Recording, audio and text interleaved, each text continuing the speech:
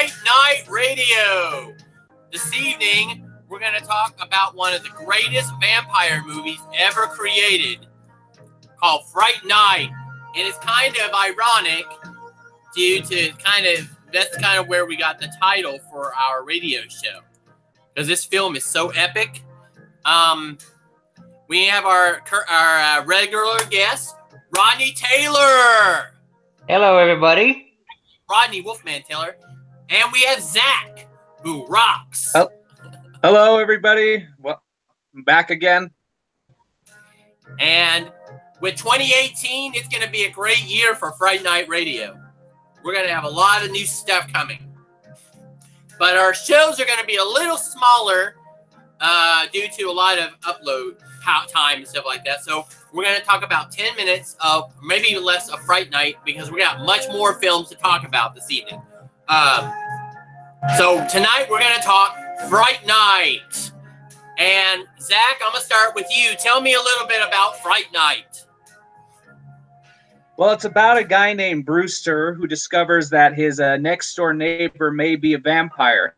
So he tries to convince all of his friends as well as the police neighbor is a vampire. And, of course, no one believes him, so he takes it upon himself to try and destroy the vampire. But he is incapable of doing so, so he tries to get the aid of a television host played by Roddy McDowell. The radio host the TV host doesn't believe him either. That is until Brewster was right. His next-door neighbor is a vampire. Has eyes on Brewster's girlfriend. Lost love. And she's actually a reincarnation of his former love from 1,000 years ago. Wow. But yeah. And it also spawned a sequel called Fright Night 2, which wasn't as good as the first movie, but it did have its own legs. Yeah, I didn't think it was that bad. I kept hearing that Fright Night 2 was real bad, but then I saw it and I'm like, really? Not that bad. It's not really bad. Compared to the first one, it's not great, but it's not bad either. So there are worse. It's a hit and miss, I guess, sort of movie. I guess, to the first film, like they redid some aspects, like spoilers for those of you who haven't seen part 2. Brewster is being attacked by a vampire this time, so it's up to his girlfriend to save him, as opposed to it's Brewster trying to save his girlfriend. Yep.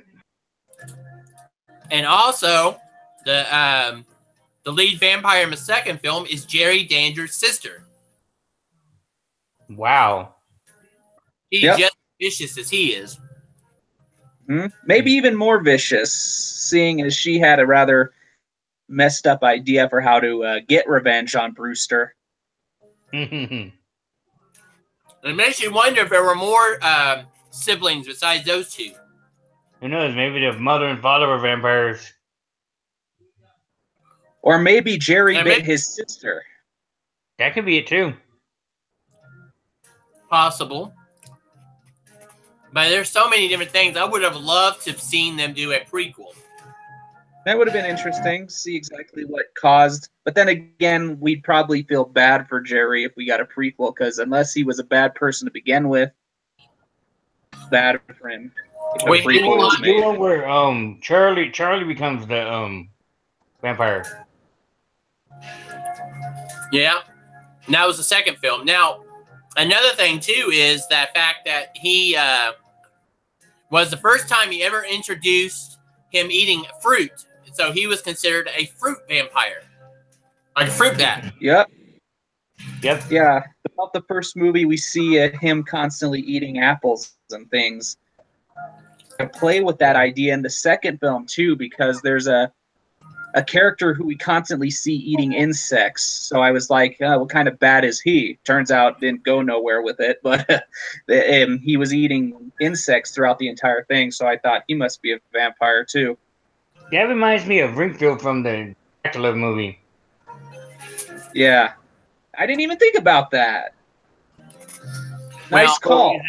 when you mentioned that, that's what I was thinking. Like, wait a minute here. It's like, that reminds me of Ringfield from Dracula. Yeah. Yeah, nice callback if that was the case, because I didn't even notice that. Yeah. And the thing is, what's funny is the girlfriend who plays in Fright Night actually plays Marcy Darcy on Married with Children. Yep. Who knew? No? It's been a while since I've seen Married with Children. I think we weren't allowed to watch that. She played the neighbor of Al and Peg. You should see what she looks like now. She oh man, she looks hideous now. You could tell she's aged. Not well though. No, and it's too bad. I had a crush on her for years, and it turned out she was a lesbian. So that was the end of that. And the late great Roddy McDowell, one of the best actors. Yeah, he was also originally in the movie the Planets of the Apes movie. The first Planet of the Apes, yeah, the third one, the fourth one, and the fifth one. So it's ironic he plays a vampire killer, and he also plays he was in the animated Lord of the Rings. Actually, I take that back. Return of the Kings. Yep. He did a Samwise in the animated one. But we're getting off track now, aren't we? Does anybody know where he was from? Wasn't he from England? I think he was from England. He is British. And now, not to talk about the remakes, because we don't talk about remakes, but the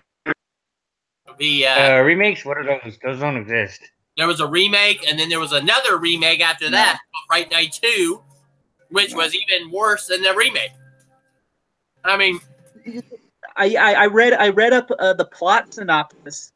I read up the plot synopsis of the remake sequel, the remake from 2012. The sequel came out in 2013. It's nothing but a remake of the 1980s Fright Night, but it's supposed to be a sequel. Evil Ed is back. Wow. They go and look for Peter Vincent again, except in this time instead of Jerry Dandridge, it's Countess Elizabeth Bigori, or Countess Elizabeth, the infamous vampire queen. The whole movie, I saw it and it was garbage. I mean, I didn't even finish. Talk about ruining the original. What's funny is I didn't hate the remake. It wasn't. It messed up some stuff, like Evil Ed is hardly in it, but there were certain aspects that I liked about it. If I would have hated, I bet everyone thought that the remake was probably going to come out like the remake sequel, because the remake sequel is nothing but just a crappy rehash of the original movie. Yeah. Or Paradox or whatever. The first remake was actually done by Disney. That tells you enough right there. Wow. Well, guys, let's go ahead and rate this film real quick. What do you rate? Starting with you, Zach. What do you rate it? 1 out of 10. Fright Night. I would say 0.5. I thought certain aspects of the acting were a little broad. I liked the special effects. I liked the cinema photography. I liked the characters. And Roddy McDowell, of course. So I'd give it a 7.5, I'd say.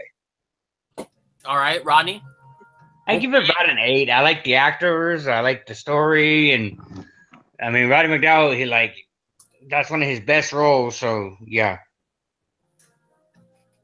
Well, I'm giving it a 9 out of 10 because the only reason I'll give it a 10 out of 10 is because I wish the movie lasted longer. I wanted more because it was so damn good, Mm-hmm. And what would you rate we didn't bring this up at all throughout this, but you told me this, Josh, that the skeletal bat at the end of the first Fright Night was originally supposed to be the ghost of the librarian from Ghostbusters, but they decided not to use it.